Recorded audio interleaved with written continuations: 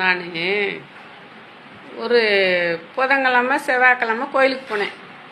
கோயிலில் ஒரு சனமும் இல்லை, 1 2 தான் இருந்தாங்க. நல்லா அம்மாவை பார்த்து நல்லா சாமி கும்பிட்டு, சிவனை பார்த்து நல்லா சாமி கும்பிட்டு தரிசனம் பண்ணிட்டு வந்தோம்.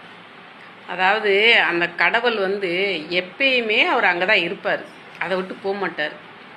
இந்த ஒரு நல்ல நாள் பொண்ண நாள்னு ஒரு நாள் வரும் பார்த்தீங்களா, அன்னைக்கு பார்த்தீங்கன்னா சின்ன குழந்தையிலேருந்து கொண்டு போய் கும்மியை வச்சு மூச்சு திணற முடியாமல் சாமியே சேர்த்த ஒதுங்கி நின்றும். ஏன்னா பலான வேட்டுகள்லாம் போடுவாங்க அங்கே, எனக்கு சிரிப்பு தான் வருது.